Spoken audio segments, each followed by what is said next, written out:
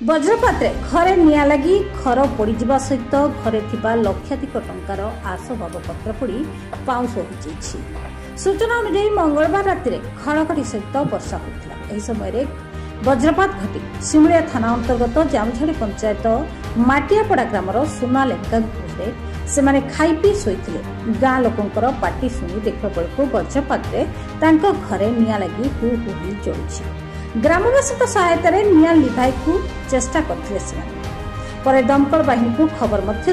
खबर पाई अड़ा दमकल बाहिनी निया को आयत्त करते मात्र से घर पूरापूरी जली सहित घरे लक्षाधिक टंकार आसबाबपत्र पोड़ी पाउंश हो सुना अत्यंत गरीब होइतिबार ग्रामवासी माने आवास योजना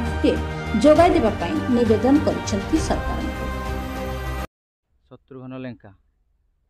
बलराम लेंका आमर जामझाड़ी पंचायत आमर राति 11टा शोता अवस्था घर निया नागिला अवस्था घड़घड़ी माइला बिजु घड़घड़ी वर्षा पवन में निया नागिबार मैं उठी देखला घर निया नागी दौड़ी जाए ग्रामवासी डाकला आम ग्रामवासी आसिक आम उद्धार कले कलापर आम जामझाड़ी पंचायत टुकुना आसते आइला से कहला ठीक अच्छे जहाँ आम देखा खाली सका व्यस्त हूँ ना 2.5 लाख टंकार कैश थी 50,000 टंका आपर मुझे रखी घर करने अक्षय तृतीय शुभ मारी घर कर एजबेस्ट घरटे करते मत इंदिरा आवास घर मिलूना बार बार पकड़ा मोर कैंसल कर दूसरी आ कि बुझुना प्रशासन आसते हेल्प आरआई आसते देखिए गले आसते आम जो फायर ऑफिस वाला आसते देखिए लिखी लिस्ट सरकार निवेदन सर आम साहाଯ୍य कर दीपक रंजन पट्टनायक रिया ग्राम मोर घर परिस्थिति आजिकर परिस्थिति पिलाटी बहुत निस्व पिलाटी तार बाप भी ना शत्रुघ्न लेंका से बहुत दिन मारा गले आर विधवा स्त्री 3टी पुओ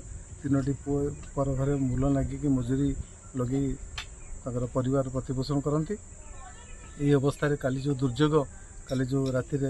वर्षा पवन संग जो वज्राघात है ये वज्राघात घर पूर्व दिग कोणरू हठात वज्राघात हो निया स्टार्ट है निमिषक मध्य सबू पोड़ी पाउंश होगला माने सूता खंडे भी से बाहर कर पारना बहुत कष्ट गाई बाछुरी दीटी बाहर कर ना